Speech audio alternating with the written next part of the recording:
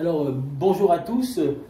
J'ai la chance de recevoir aujourd'hui un écrivain, président de la Société des écrivains valaisans, bien connu de pas mal de monde ici à l'Index, Pierre-André Milite. Alors, la première question que je te pose, Pierre-André, c'est qu'est-ce qui fait que toi, tu es écrivain et que tu t'attaches à l'écriture en quelque sorte? Je pense que la vie procure des hasards, ou le hasard procure de la vie, je ne sais pas.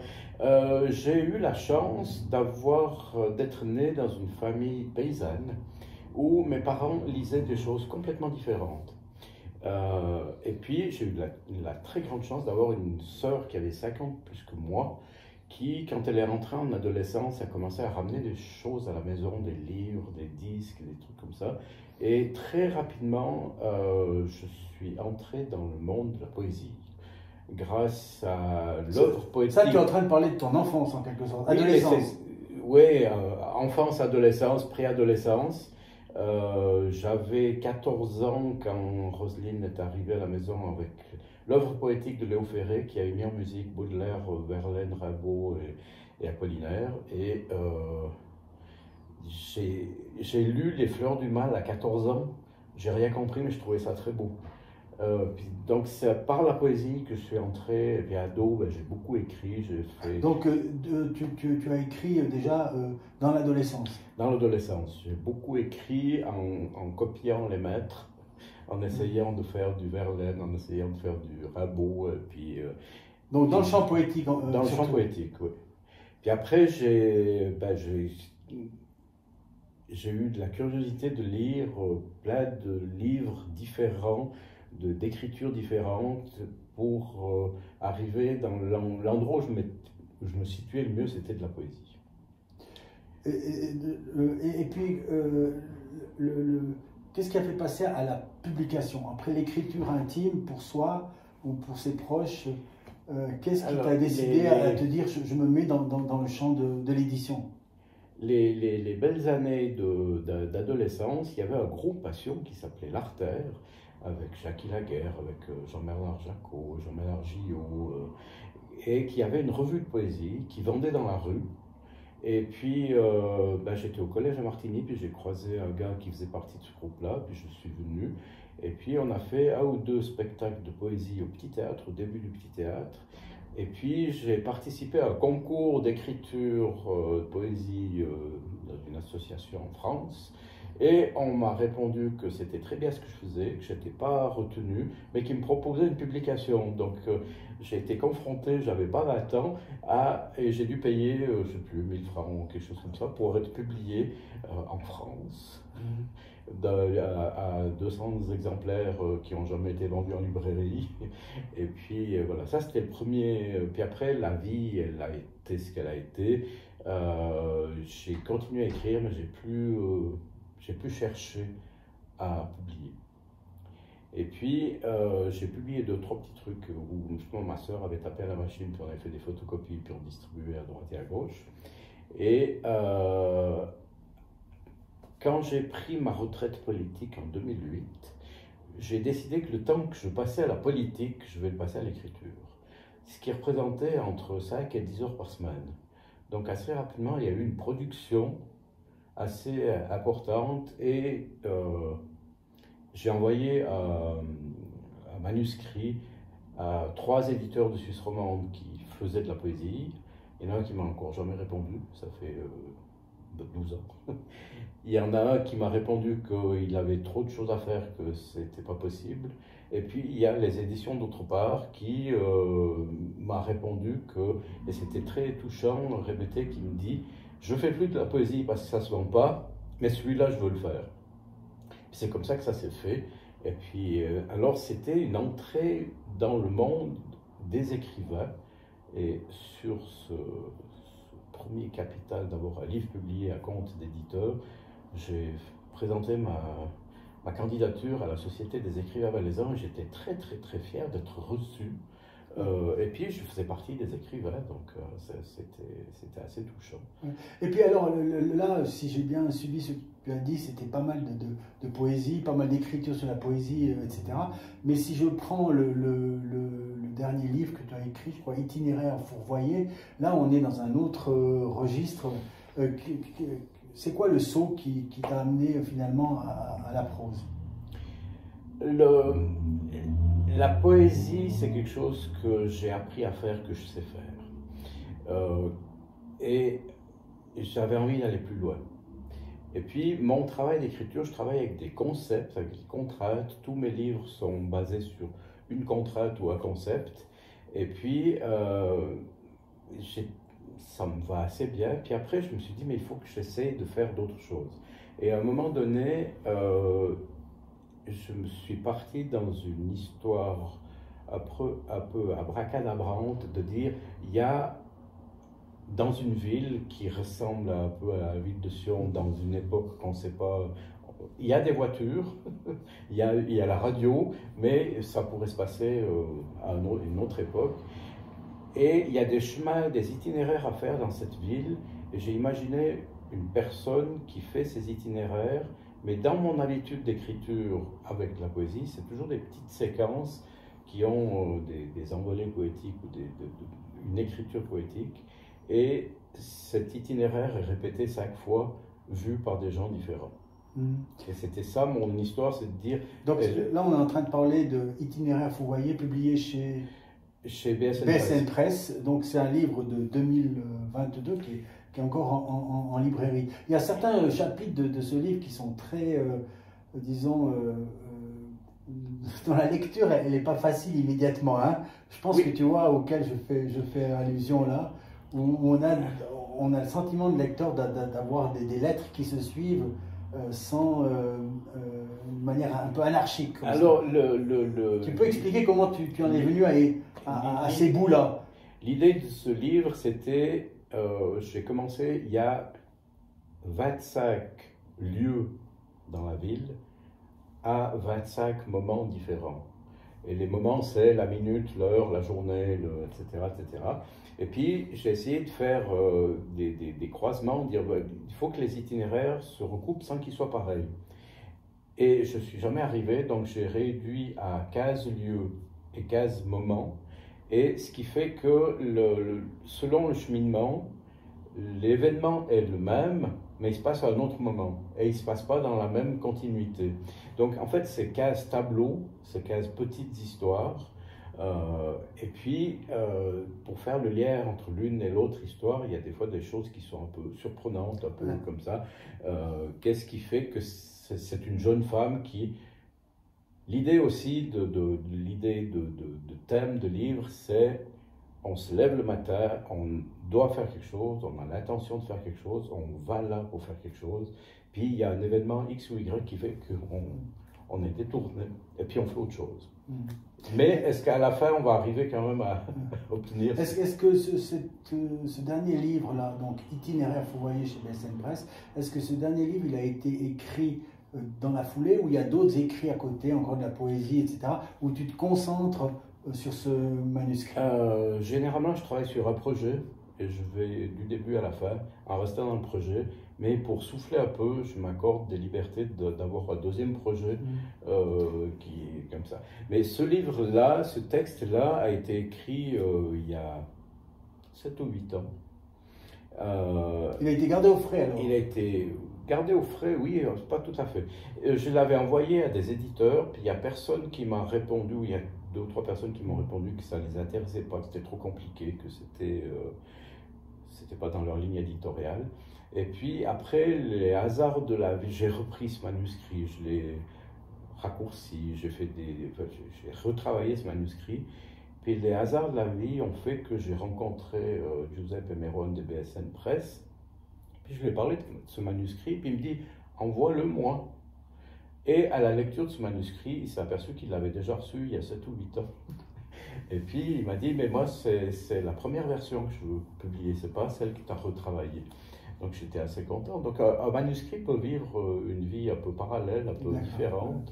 Il peut rester dans un tiroir.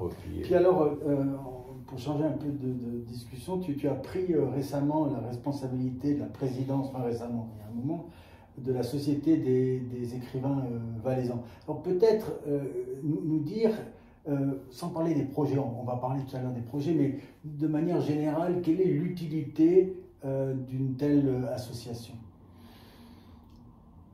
Pour moi, au départ, donc, il y avait une histoire de reconnaissance, d'être reconnu par ses pairs. Ah oui, Millet, il écrit aussi. Il fait partie d'eux. Et puis, comme je suis de nature un peu corporatiste, un peu associatif, je me suis intéressé, j'ai été aux assemblées générales, j'ai été, etc., etc. Et puis, Jacques Tournay voulait arrêter depuis pas mal de temps, il trouvait personne pour reprendre, puis quelqu'un a glissé comme ça, mais Millet, il est bientôt à la retraite, il pourra faire ça. Pour moi, et j'ai repris aussi les statuts de la Société des écrivains valaisans. C'est une vieille histoire créée par Maurice Dermaten à l'époque où il était président de la Société suisse, et puis c'était l'époque où c'était avant 68, c'était un peu la guerre froide, un peu, il fallait être un peu nationaliste, et la Société suisse des écrivains a décidé d'avoir une section par canton. Et Maurice Dermaten a créé, mais il n'a jamais été président, parce qu'il était déjà président, donc c'est l'abbé Maurice Michelet. Et puis dans les statuts, c'est promouvoir la littérature valaisanne. Et qui s'adressait non seulement aux élites, mais à toute personne intéressée à l'écriture et à la littérature. Et dans les premiers membres, il y avait des curés, des professeurs et des politiciens et quelques journalistes. C'était vraiment l'élite. Donc, ce que je retiens, toi, tu t'es dirigé, disons, vers cette société aussi, en se disant c'est une sorte de reconnaissance des pairs, ceux qui sont dans le champ littéraire, doivent d'une certaine manière appartenir à la Société des écrivains parce qu'on fait partie de cette famille qui aime les mots, les livres, etc. Ils doivent pas. Oui, ils peuvent. Ils doivent. Ouais, pas dans non, mais c'était. C'est pas dans le Musen allemand, dans le Zoll allemand. Ouais. Mais oui, et puis l'idée aussi pour moi qui était assez importante et qu'on a réussi un peu à mettre en place, c'est du soutien et de l'encouragement à toute personne qui se décide d'écrire, sans avoir forcément une visée de publication. Mais voilà, je prends du plaisir ou je prends du temps pour écrire, et puis de temps en temps, j'aimerais pouvoir partager, puis savoir qu'est-ce qu'on pense de ça. Alors, je me suis rendu dernièrement à la dernière assemblée de la Société là, des écrivains, puis il y a un truc qui m'a vraiment...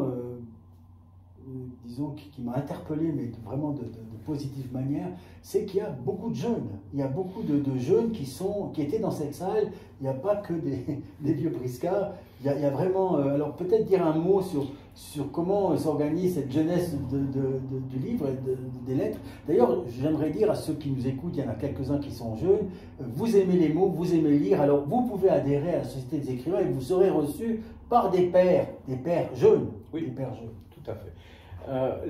La Société des écrivains valaisans organise des concours d'écriture depuis de nombreuses années, ça a pris différentes formes. Et puis il y a, cette année, c'est le 47e ou 46e ou 47e concours d'écriture destiné aux jeunes qui passent par le cycle et par les collèges. Et donc s'il n'y a pas de thème, c'est de l'écriture, et puis il y a un jury. Et puis quand j'ai repris cette Société des écrivains valaisans, j'ai essayé de regarder qui avait eu ces prix des jeunes. Donc, et dans les archives que j'ai ou que j'ai été voir à la médiathèque, il y a des informations qui manquent. Mais il y a plein de jeunes qui ont gagné ces prix et puis qui ont disparu ou qui ont continué sous d'autres voies. Et puis, je me suis dit que un adolescent qui écrit, il reçoit un prix, puis après, il n'y a plus rien. C'est un peu bête. Donc, on a décidé de donner la possibilité aux lauréats des prix 16-19 ans de faire partie de la Société des écrivains gratuitement, sans payer de cotisation jusqu'à 25 ans. Et puis, il y a eu, depuis, moi j'ai repris en 2018, ça s'est fait en 2019, il y a eu 4-5 jeunes qui ont été primés et qui ont manifesté l'envie de faire partie. Puis c'est peut-être un peu difficile pour des jeunes de 16, 17, 18 ans de venir dans des assemblées où il y a des vieux sexagénaires qui sont encore actifs, mais qui sont, c'est vrai, c'est une autre. Et puis, au fur et à mesure, on a décidé avec ces jeunes de leur laisser un peu plus de liberté de pouvoir organiser des événements à leur niveau, à leur portée. Et puis, maintenant, ils sont plus de 35 à faire partie de cette sève jeune et ils organisent des activités propres à eux, mais c'est souvent destiné à un public jeune. Par exemple, ils ont fait... Donc les gens qui sont intéressés, comment ils... Il y a sur le site de la sève, il y a... Non, le site, c'est lequel? Lasève.ch. Ok, lasève.ch. Okay. Il y a... Donc c'est lasev.ch. Il y a comment devenir membre, et puis il y a une page destinée aux jeunes. Et puis, l'hiver dernier, ils ont fait un atelier d'écriture à l'école primaire, donc des enfants de 8, 9, 10 ans, et des jeunes qui viennent faire un atelier d'écriture. C'est des choses assez magnifiques. Puis alors, il y a eu cette initiative, je pense, fantastique, hein, avec la création de la maison des écrivaines et des écrivains et des littératures, oui. Un pluriel important. Alors, peut-être juste dire qu'est-ce que c'est cette maison qui est donc à monter et qui est accessible à tout un chacun. La Société des écrivains valaisans, c'est une adresse mail du président, le numéro de téléphone du président, puis on ne sait pas trop, puis il y a une assemblée générale, et puis il y a un cahier qui est publié chaque année, mais voilà, donc il nous manquait un lieu physique pour se rencontrer. Les écrivains sont tributaires des libraires, des salons et autres pour pouvoir montrer leur travail. Et puis, il nous manquait un lieu physique. Et puis, les mesures d'indemnité du Covid ont mis en place des projets de transformation.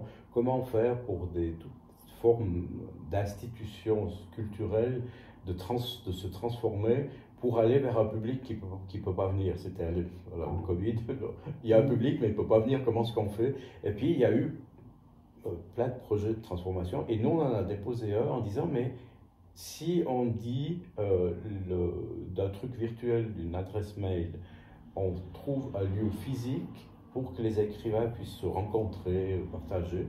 Et puis on a déposé ce projet, puis il a été retenu. Et puis ça a été compliqué parce qu'on avait 11 mois pour mettre en place le projet, autrement on devait rendre l'argent. Et d'entrée, la ville de Monté était intéressée. On travaillait dans ce projet avec Abigail Serran qui habite Monté, qui est écrivaine à Monté, et puis on en a parlé autour de... Puis la ville de Monté très vite a dit non, on vous veut chez nous. Et c'était une bonne chose pour nous de dire... On quitte un peu le Valais central où toutes les grandes institutions y sont, et puis on va vers le Chablais. Et le Chablais, c'est pas loin de la Savoie et c'est pas loin de la Riviera, donc ça, on ne se cantonne pas à un truc. Puis alors, il y a eu aussi, d'après ce que j'ai compris, là, je parle que de la maison des écrivaines et des écrivains et des littératures, il y a eu une implication du canton. Alors, ces projets de transformation sont financés moitié par le canton, moitié par la Confédération. Ça fait partie des mesures pour lutter contre les méfaits du Covid. Et puis, la commune de Monté a donc mis à disposition ce lieu qui est donc, que je ne connaissais pas, hein, le château de Monté, un magnifique endroit. Hein. Alors, la ville de Monté s'est déclarée très vite intéressée, avait plusieurs propositions de locaux, et la ville de Monté est en train de transformer plusieurs bâtiments, et puis ils ont l'intention de faire un pôle culturel du côté du Crochetin, de la médiathèque et des choses comme ça, et ils nous avaient proposé un bâtiment, mais qui ne serait pas disponible avant 2025, selon ce qu'on avait entendu, et puis qu'il faudrait faire des transformations pour que ça puisse correspondre à nos besoins. Et ils ont essayé de nous trouver un appartement et que ça n'a pas joué parce qu'il va y avoir des travaux. Et finalement, la personne qui s'occupe des bâtiments publics de la ville de Monté a dit « Mais il y a ce local qui se libère, est-ce que ça pourrait jouer ?» Et puis on a visité, puis ça peut se jouer. Puis le miracle, c'est dans le château de Monté. Donc le conseil communal siège à côté, il y a la salle des mariages, il y a maintenant, au niveau concret, qu'est-ce qui va se passer ou se passe déjà à l'intérieur de cette maison? Après avoir pris langue avec plusieurs écrivains, la société de l'ADS, l'Association des auteurs suisses, qui est l'organe fêtier des écrivains en Suisse, et d'avoir regardé qu'est-ce qui se passe dans d'autres maisons de la littérature. Je pense à la maison Rousseau à Genève, la Fondation Michalski, il y a la Casa del Literatur au Tessin, il y a la maison de la littérature à Zurich. Et puis, en discutant autour de nous, on s'est aperçu que finalement, ce qui manquait peut-être aux écrivains entre eux, c'est une espèce de formation continue. Qu'est-ce que j'ai besoin encore pour continuer à écrire en matière administrative, comment ça fonctionne avec un éditeur, quels sont les droits d'auteur, quelles sont les choses comme ça, enfin, différentes choses, comment on travaille avec les réseaux sociaux, Et puis, on a fait un programme de cours qui s'adresse aux amateurs, donc des gens qui n'ont pas forcément l'intention de publier maintenant, mais qui publieront peut-être un jour. D'écrivains émergents, c'est plutôt destiné justement à ces jeunes qui font des formations, qui ont des projets d'écriture et qui espèrent un jour être publiés. Et puis des écrivains confirmés pour faire une formation continue. Ça, c'est le squelette du programme de cette année, plus des ateliers d'écriture, plus des rencontres avec des écrivains, plus des conférences. On profite aussi de travailler avec ce qui se passe à Monterre. On a eu un atelier d'écriture de théâtre avec Lionel Fournier, comédien qui jouait au Crocheton il y a une dizaine de jours. On aura une conférence de Mali Van Fallenberg qui est en résidence à la Bavette, comment écrire pour du jeune public.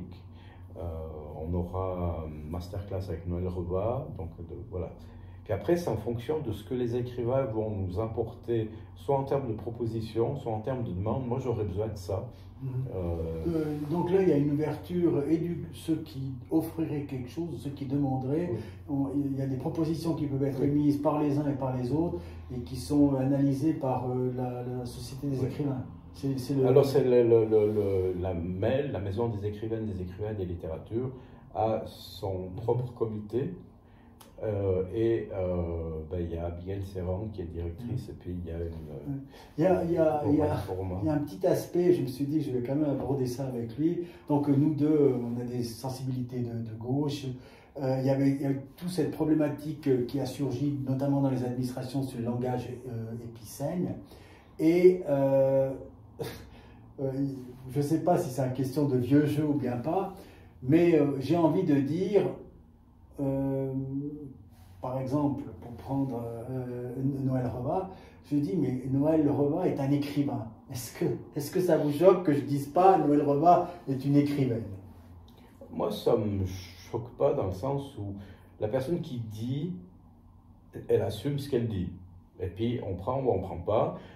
On a été élevé avec cette masculinité de toutes les charges. C'était Monsieur le préfet, la première préfète qu'il y a eu, qu'est-ce qu'on dit? Madame la préfète? Non, Madame la préfète, c'est la femme du préfet. Et comment est-ce qu'on dit? Puis on a entendu des choses, Madame le préfet. Après, la langue, c'est quelque chose qui bouge. Parce que j'ai envie de dire à la femme écrivain que je ne connais pas, Noël Reva, j'ai envie de dire, mais c'est que, comment dire... Vous êtes un écrivain et pour moi, ce n'est pas péjoratif au sens de la masculinité et la féminité. J'ai envie de dire qu'au niveau presque de la musique des mots que je connais, c'est même plus reconnaissant. Mais par rapport à moi, je dis, par rapport à mon éducation, à mes représentations, etc. Noël Reva n'a pas demandé qu'on l'appelle écrivaine. C'est une réflexion qu'on a eue. Je pense. Enfin, c'est quand même un choix qui a été pris là, clairement. Je pense que sur les 180 membres de la Société des écrivains, il doit y avoir les 2/3 qui sont des femmes. À partir de quel moment des écrivains femmes. Des écrivains femmes ou des écrivaines. À partir de quel moment on reconnaît cet aspect féminin dans toutes les professions, Et puis ce langage épicène, il vient, dérange, il dérange certains. Il est en recherche, il est des fois pas très beau à lire. Il est, Alors, justement, à lire, mais il est et il a ses raisons d'être. La langue, c'est quelque chose qui est vivant et qui bouge. J'ai appris dernièrement que le mot autrice, qui des fois fait mal aux oreilles chez nous maintenant, existait au XVIIe siècle. C'était normal. Ou aussi auteur avec eux. Aussi auteur avec eux. Donc il y a différentes formes. Mais pour nous, pour la MEL, c'était important de dire que ça s'adresse aussi aux écrivaines. Puis votre regard personnel sur le fait que quand on dit des inculpés, E.E.S, c'est un exemple, hein, vous voyez à quoi je fais allusion. Est-ce que ça ne choque pas votre regard de lecteur?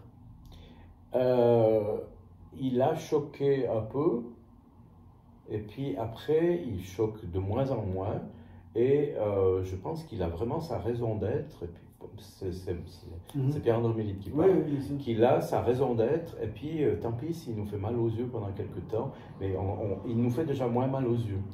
Enfin, il me fait déjà moins mal aux yeux, et puis... voilà, c'est une évolution et je pense que la langue qui est le vrai moteur de la pensée, eh ben, la langue... Là, je suis un conservateur de bas étage alors. Mais non, je m'oppose notamment à ce langage écrit où je me dis, est-ce qu'on n'a pas été dans une région, disons, en tout cas d'incompréhension, j'ai presque envie de dire culturelle. Maintenant, je comprends bien le discours qu'il y a derrière, puisque nous, à l'Index Même, on a reçu par exemple Caroline Dayer, qui est une fervente défenseuse de ça, mais disons que quand on voit ça dans des textes imprimés, notamment dans le champ administratif, au bout d'un moment, on se dit oui, ça fait mal aux yeux. Mais oui, mais peut-être que ça va changer autrement. Le langage épicène, je pense qu'il est en recherche, qu'il n'est pas clairement établi, et c'est pas le même mot. Donc, à un moment donné, il y aura peut-être une formule qui correspond, ou peut-être que le jour où la majorité qui décidera sera des femmes, bon, on parlera tout au féminin. Pourquoi pas? J'ai travaillé dans un organisme où dans les séances de travail, s'il y avait plus de femmes que d'hommes, le PV était au féminin. Et ça passe, on s'habitue. Oui. Et puis, je change complètement de sujet là. J'ai vu récemment, d'ailleurs, c'est peut-être même un appel à ceux qui vont écouter cette vidéo. Il y a 2 concours qui sont organisés par la Société des écrivains valaisans. Il y en a un qui est le prix de la Société des écrivains valaisans, et l'autre qui est le prix de la loterie romande. Et en réalité, j'ai lu les conditions, etc. On peut se diriger dans l'un ou dans l'autre, mais c'est un ou vraiment exclusif, c'est-à-dire qu'il y a un choix. Qu'est-ce qui doit prédisposer l'auteur à aller dans un sens ou dans l'autre? Entre parenthèses, si j'ai bien compris, on peut s'adresser directement à la Sève, remettre 3 exemplaires de livres qui sont édités ou publiés. Il y a, je pense que sur le site, les conditions du concours, etc. Alors, qu'est-ce qui fait que l'auteur, l'autrice, l'auteur doit se diriger dans une catégorie ou dans l'autre catégorie? Dans l'historique de ces prix, à un moment donné, il y avait un prix qui s'appelait Edmond Troyer, c'est possible, de la famille des Chapa. Puis après, il y avait une querelle entre Madame Troyer-Boven et puis Maurice Chapa. Et il y avait un prix. Et puis, ce prix s'est arrêté et le président de la Sève de l'époque s'est adressé à la loterie romande. Comment vous pouvez nous soutenir? La loterie romande a proposé qu'il y ait un prix littéraire qui s'appelle le prix de la loterie romande de la Sève. Et c'est la loterie romande qui finance ce prix, et il est un petit peu plus prestigieux et il est destiné aussi à d'autres auteurs que les membres de la Sève. Alors la condition, c'est d'avoir publié à compte d'éditeur, et voilà, ça c'est c'est du côté loterie romande. Du côté et puis de l'autre, le prix de la Sève, le prix des écrivains valaisans, c'est un prix qui est attribué à un membre de la Sève. D'accord. Donc c'est un parmi les 180. qui a publié un livre à compte d'auteur ou à compte d'éditeur. Ça, c'est déjà égal entre les deux.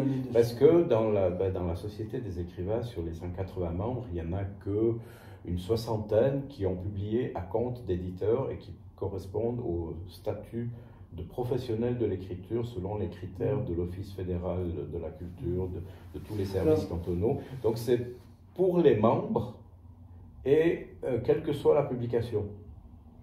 Donc ça restera à 180 membres possible. Et puis l'année passée, donc entre le 1er juin et le 31 mai, 1er juin 2021 et 31 mai 2022, il y a eu plus de 40 publications des auteurs valaisans. Et puis alors, il y a le jury, c'est le comité de la Sève ou c'est un jury spécial? C'est deux jurys différents. Le prix de la Société des écrivains, c'est le comité de la Sève, et le prix de la loterie romande, c'est un comité où il n'y a pas de membre du comité de la Sève qui fait partie. C'est un jury. D'accord, ok. De membres alors, de la Sève. Maintenant, on va parler d'un sujet, je ne sais pas s'il fâche, il en fâche quelques-uns en tout cas, puisqu'on est vraiment dans l'actualité. Il y a donc cette initiative qui a été prise par le département de la culture, par Mathias Reynard, de se dire, c'est lié avec les mesures Covid un tout petit peu, on va aider les écrivains. Il y a donc un fonds qui a été dégagé, avec une décision du département, en quelque sorte, de favoriser les librairies indépendantes. Quel est le regard du président de la Sève sur ce positionnement? Alors, ce n'est pas un soutien aux écrivains, c'est un soutien à la chaîne du livre. Ça part dans le sens inverse du libraire, du diffuseur, de l'éditeur et de l'auteur. D'accord. Et c'était donc les libraires ont souffert de l'après-Covid. Comment est-ce qu'on peut soutenir cette branche commerciale, c'est une branche commerciale, en soutenant un peu tous les acteurs de la chaîne, et puis le département et le service de la culture qui ont des compétences légales, qui sont payés pour ça et qui ont été élus pour ça, pour prendre des décisions. Et ils ont pris une décision en disant on favorise les libraires indépendants qui ont une raison sociale en Valais. Voilà, ça c'était. Pour moi, comme président de la Société des écrivains, je l'ai dit, c'est un cadeau qu'on fait à la branche littéraire, en sachant que moi, peut-être que je vais toucher 2,25 francs en plus. Est-ce que vous avez une réaction au fait que dans cette chaîne que vous avez bien expliqué, qu'on ne fait pas de distinction entre l'auteur vivant et l'auteur décédé? Alors, moi, personnellement, je trouve que c'est une bonne chose, et certains libraires ont joué le jeu, c'est de faire valoir la littérature valaisanne dans son ensemble. Dans son ensemble. Et j'ai été très content de voir dans une librairie, de nouveau, tous les livres de Jean-Marc Levet, de Raymond Farquet, qu'on ne trouve plus en librairie. Ouais. Et puis, ben voilà. Il y a des éditeurs qui soufflent l'idée que en réalité, on permet de déstocker et puis qu'on ne favorise pas ceux qui auraient fait des efforts d'édition récents. Mais peut-être, quand il y a une décision, quand il y a un choix, on fabrique toujours de l'exclusion. Ouais. C'est aussi vieux que le monde. Le service a pris une décision qui, pour moi, me correspond et me va bien. Après, les membres de la Sève qui ont publié, mais à compte d'auteurs, n'entrent pas dans ce circuit. Et ils se sentent floués, ils se sentent vexés. J'ai beaucoup fait de la politique, beaucoup moins que toi, mais au Conseil général de Sion, il y a une chose qui m'avait complètement sidéré, parce que j'étais également dans la commission de la culture, hein, du Conseil général que tu connais bien, etc. C'est que les informations financières, et cet exemple du livre aujourd'hui, à mon avis, c'est la démonstration in vivo de ce que j'ai toujours soutenu. Les informations financières dans le champ culturel, par exemple les subventions aux petits théâtres, à tous les théâtres, hein, de manière générale, etc., on connaît au centime près combien le théâtre comico touche, combien tel organisme coûte. Et dès qu'on va dans le champ économique, sur toutes les constructions, et chaque fois j'ai posé comme conseiller général la question de savoir qu'est-ce qu'il y avait dans les prestations privées et à qui était donné, alors là on a un blackout vraiment communal, mais total, même pour un élu, j'étais élu et là, dans ce champ du livre qu'on voit maintenant, alors, on voit tout d'un coup, alors, il y a des gens qui crient au désastre parce qu'il y aurait des libraires indépendants et qu'on connaît, puisqu'ils sont tellement peu qu'on les connaît, on les a un tout petit peu favorisés, et là, on crie, alors que ces mêmes personnes ne s'étonnent pas que les informations financières, par exemple, sur des mandats d'architecte, mandats d'ingénieur, mandats d'avocat, de notaire, etc., ne soient jamais publiés. Mais après, on vit comme ça, l'homme est comme ça. Dès qu'il y a une décision, qu'il y a un choix, celui qui est exclu ou qui se sent exclu, ben, il râle. Et puis des fois, il est plus entendu que celui qui fait simplement son travail. Et puis voilà, ça fait partie du jeu. Mais la distinction entre la culture et l'économique, là, ça te choque un peu ou bien pas? Mais on est dans un territoire délicat. Le cinéma, qui est une grosse industrie, qui a beaucoup de sous, est-ce qu'on sait combien l'acteur touche dans une journée de travail? Est-ce qu'on sait combien le machiniste, combien le caméraman touche? Ça, on arrive plus ou moins à savoir parce qu'il y a des tabelles de professionnels. Mais comment le producteur, celui qui met de l'argent dans un film, comment est-ce qu'il récupère ses billes? On ne sait jamais. Et toutes les productions culturelles sont dans cet ordre-là. Le livre a ceci de particulier, c'est que c'est un objet commercial qui se vend en grande surface, comme dans un kiosque, comme dans une librairie. Ou main à main. Et quelles sont les règles du jeu?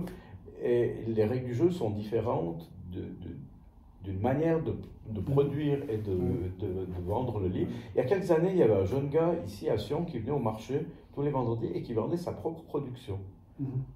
Et je trouvais ça intéressant, mais il n'avait jamais son livre dans une librairie. Il n'a jamais été voir une libraire pour dire est-ce que vous prenez ce livre en dépôt. Et puis ton regard maintenant sur l'accès au livre à travers les grands réseaux sociaux, je pense naturellement ici à Amazon. Est-ce que toi, par exemple, tu commentes sur Amazon des livres? Moi, je commente rien du tout. J'ai un peu une aversion contre les réseaux sociaux parce que ça laisse libre cours à toute personne qui se sent autorisée à donner son avis alors qu'il n'a pas forcément des compétences, il a juste un avis. Et puis la deuxième chose, c'est qu'on perd énormément de temps, puis j'ai plus le temps de perdre du temps. Ouais. Après Amazon, toute cette chaîne du livre, de l'autopublication, il y en a plein, dès qu'on allume Internet, il y en a plein qui nous sautent au museau. En fait, c'est une affaire commerciale.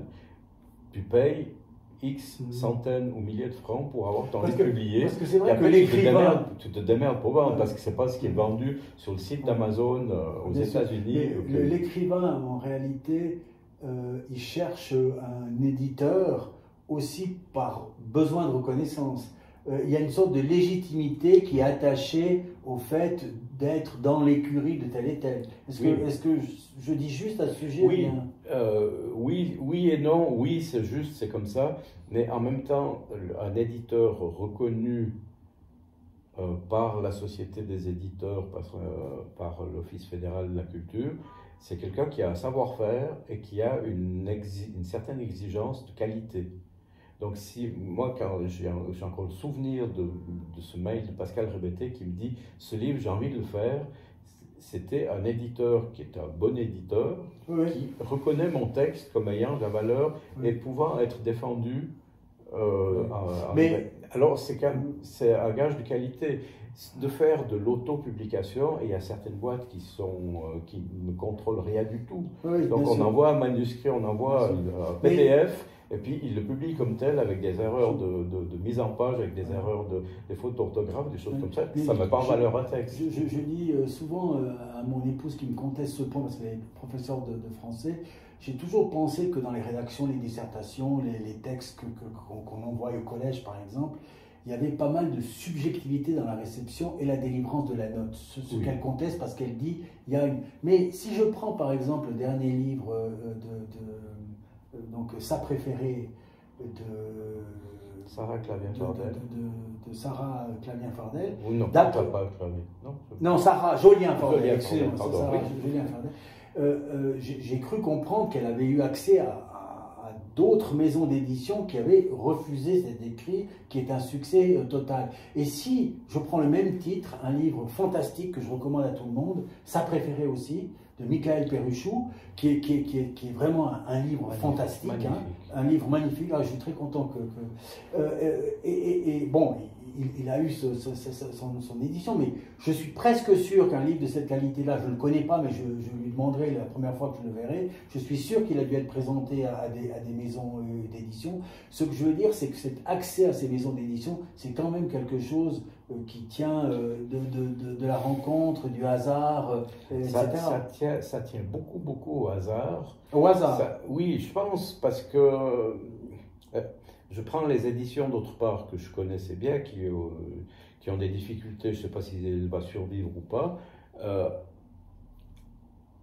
Ils étaient deux à travailler dans cette édition. Ils avaient décidé de faire entre 6 et 8 livres par année. Ils en sont arrivés assez vite à en faire 10, 11, 12, parce que, etc. Mais ils reçoivent entre 400 et 500 manuscrits. Donc, mon manuscrit ou ton manuscrit qui arrive sur sa table, qu'est-ce qui fait que c'est le tien ou le mien qui est pris, ou les deux qui sont mis? Alors, je pense qu'il y a une habitude de lire rapidement, de dire, tiens, ça c'est une écriture qui m'intéresse. Et ce que dit Sarah Jolien-Fardel, c'est que son éditrice, elle a pris ce manuscrit, elle ne l'a pas lâché jusqu'à la fin. Donc, il y avait tout d'un coup... Voilà. Mais ce que j'ai compris aussi, c'est une rencontre aussi particulière. Oui, la rencontre s'est faite après. Ah, après. Donc, c'est le manuscrit où cette éditrice qui fait très peu de livres, et des bons livres, a été scotchée par ce manuscrit, par ce texte. Et ça tient... On connaît ce que je veux dire par là, c'est qu'on connaît de grands écrivains qui avant d'accéder à la notoriété totale, hein, en peinture, on pense à Van Gogh, etc., qui ont reçu des refus, on va dire, les uns derrière les autres aussi. Je ne sais plus, j'ai lu quelque part, je ne sais plus si c'est Stendhal ou Flaubert, qui avait un manuscrit et puis qui a emmerdé tous les éditeurs parisiens en disant... Puis au bout d'un moment, il y en a un qui en a eu marre, qui a dit je le tire à 50 exemplaires. C'était un succès. Et c'est un succès qu'on étudie encore à l'école maintenant. Voilà. Comme anecdote aussi, je reviens au premier livre de Jean-Marc Levé, Les régions céréalières, qui est un livre pour moi magistral. Les régions céréalières. Ouais, il a édité chez qui? Chez Gallimard. D'accord. Il avait eu un prix avec Chapa, un prix Georges Nicole sur l'échange de lettres avec Chapa. Et puis il s'est mis à écrire, puis il a écrit, et puis quand il a fini son manuscrit, il l'a envoyé aux éditions Gallimard. Et Gallimard, ils ont le secrétariat administratif qui reçoit, jette un œil comme ça, ils ont envoyé ce manuscrit au département scientifique où il publiait des études et des machins comme ça. Puis il est arrivé dans le secteur agricole, scientifique agricole de Gallimard. Puis le gars qui a lu ça, il a dit mais ça tient absolument pas debout comme science agronomique. C'est un vrai roman. Et il est reparti. Et puis, c'est un livre qui a été publié, qui a eu du succès. Donc peut-être qu'il lui a plu comme écriture aussi. Oui. Peut-être que là, on avait un scientifique non borné au langage scientifique qui a reconnu quelque chose de... C'est un bon roman. D'accord. Rappelle-moi le titre, Les régions céréalières. Les régions céréalières, c'est le premier roman de Jean-Marc Levé. D'accord, ok. Et puis, avant d'aborder la fin de notre entretien, là, quel est ton regard sur la répartition qu'on connaît plus ou moins, quand on dit un livre à 25 francs, 10% l'auteur, etc. Naturellement que du côté des auteurs, on se dit mais c'est quand même très très peu, 10% sur le livre, alors que la matière, le contenu, la tomate qui est produite au fin fond de l'Italie ou en Espagne, il doit y avoir 7 ou 8 intermédiaires qui prennent chaque fois à 30%. Plus que le producteur. Le producteur, il touche 2-3 centimes le kilo, et ici, il est en vente 4,50 €. C'est les lois du marché, c'est comme ça. Je pense que dans le monde du livre, il y a l'éditeur qui prend un risque commercial. ça a un certain coût de publier un livre. S'il ne marche pas, ça reste pour ma pomme. Il y a le diffuseur qui a un gros travail de diffusion, de transport, de faire des comptes sur j'ai envoyé 30 livres à logistique, etc. Il y a le libraire qui a sa marge un peu. Les locaux, le personnel, etc. Et puis qui a une marge comme d'autres branches commerciales. Voilà, je pense que Ingenio qui vend des légumes, il a aussi une marge de 30 à 40%. Voilà, ça fait partie du. Puis après, on dit le pauvre auteur à 10%. Oui, ça correspond à 20 centimes de l'heure. Mais il y a aussi le fait d'être reconnu, et puis d'avoir après des possibilités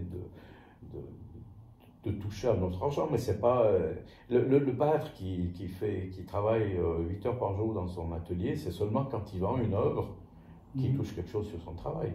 Ça, c'est aussi une question politique que la SEV mène en disant quel est le statut de l'écrivain. Est-ce qu'il peut être soutenu? Est-ce qu'il doit être soutenu? C'est une vraie question. Moi, je n'ai pas envie de devenir un écrivain d'État. Mais ça serait comme l'acteur, comme les gens du théâtre, etc. etc. Hein. Maintenant, on sait que ce genre de configuration, on va dire, dans la culture, nécessite des aides d'un autre type, peut-être, que ceux qui sont les télécommunications, disons, par exemple. Oui, oui, oui. Mais encore une fois, c'est une question économique et c'est une question aussi de société où de plus en plus il y a des études qui sortent qui disent qu'un franc de soutien à la culture, ça représente 4 francs vendus dans l'économie privée. Voilà, c'est un investissement qu'un État pourrait faire en disant parce que ça rapporte après. Et puis à court terme, quand je dis court terme, je ne suis pas dans le mois, mais une année ou 2 ans, c'est quoi comme projet qui te tient à cœur comme président de la SEV? Si avec une baguette magique, tu pouvais agir dans un sens assez rapidement, dans le champ, disons, annuel, ça serait dans quelle direction? Qu'on puisse plus soutenir, mais c'est en termes de soutien, de temps, ceux qui s'adonnent à l'écriture et qui aimeraient avoir un retour sur est-ce que je fais, c'est bien ou c'est pas bien, comment je pourrais éventuellement être publié, etc. Des lecteurs alors, des lecteurs qui s'arriveraient à lire respectueusement et avec bienveillance des manuscrits. J'aimerais bien monter un groupe, mais qui soit aussi rémunéré, parce que c'est aussi un travail. Ouais, mais je pense que c'est quelque chose que j'aimerais bien, c'est d'avoir un groupe de lecteurs lambda, ce que certains écrivains appellent les lecteurs bêta, qui vont lire, puis de gens habitués à lire, puis ils disent ben ça me plaît parce que, ça me plaît pas parce que, voilà, ça c'est quelque chose que j'aimerais bien pouvoir mettre en place. Et puis que les gens prennent du plaisir à écrire et à être lus. Ouais. Et puis alors, il y a la question finale ou début, ça dépend. Les 3 livres qui t'ont marqué ou que tu recommandes aux auditeurs qui nous écoutent là, avec un petit pourquoi sur chaque livre. Il y en a un, je t'en ai parlé, c'est Les régions céréalières de Jean-Marc Levet, que j'ai eu la chance de rencontrer. Alors je vais lire, je ne connais pas du tout. C'est son premier roman, et ça se passe dans une espèce de ferme agricole qui est un truc qui ressemble à un kolkhoz, où chaque personnage a une fonction. Il y a le préposé au nourrissage des truites. Donc il est payé 8 heures par jour pour faire ça. Je sais pas, mais c'est un univers qui est magnifique, une écriture qui est très très belle. Quelle est l'intention d'après toi de l'auteur avec ces régions céréalières? Je sais pas, c'est Jean-Marc qui l'a fait, c'est des livres où on se perd dans l'imaginaire, il y a les animaux, les choses pensent, parlent, disent des choses, on est dans un monde imaginaire qui me plaît énormément, qui est difficile à lire. Est-ce que par exemple ce livre-là, que je ne connais pas vraiment, je vais pas, tu le verrais être étudié par exemple en Valais dans une classe? Je pense que oui, parce que c'est une écriture particulière, c'est une D'accord. belle écriture, c'est des longues phrases, l'utilisation des subjonctifs, c'est quelque chose de précis, de pointu chez lui. Et puis ça laisse la place à l'imaginaire. Si tout d'un coup tu rencontres une mouche qui te parle, elle te parle. C'est pas. Donc les régions céréalières chez Gallimard. Chez Gallimard, et puis. Donc c'est un des premiers. Puis tout lire, tout Jean-Marc Levet, parce que. Tout Jean-Marc Levet. Moi je suis monomaniaque. D'accord. Non mais alors, je te dis franchement, je n'ai lu aucun livre. Je me considère comme un assez bon lecteur et grand lecteur. Je n'ai lu aucun livre de Jean-Marc Levet, mais je pense que je vais me tenter avec les régions céréalières. Et ensuite le deuxième. Alors, je suis monomaniaque. Quand je tombe sur un écrivain, un livre me plaît, je lis tout. Le deuxième, et qui a forgé un peu mon envie d'écrire et aussi de l'imaginaire, c'est Bourlinguet de Sandrard. Moi qui n'ai pas tant l'âme voyageuse, je voyage beaucoup en Valais, à pied, à vélo, comme ça, mais je ne suis pas un grand voyageur. Le Bourlinguet de Sandrard, où il va chez son garagiste qui lui dit essaye cette nouvelle Ford T4 ou je ne sais plus à l'époque, comme ça. Puis il prend la voiture, puis il termine son essai de voiture au milieu du Brésil. Donc, et puis c'est une écriture qui est magnifique, qui est foisonnante. Chez Gallimard aussi, hein. Je crois que c'est chez Gallimard. Ouais, je pense. Je les ai. Je pense un grand livre là. Folio. Il est aussi en livre de poche. Il est en livre de poche, effectivement, c'est clair. Et le troisième alors?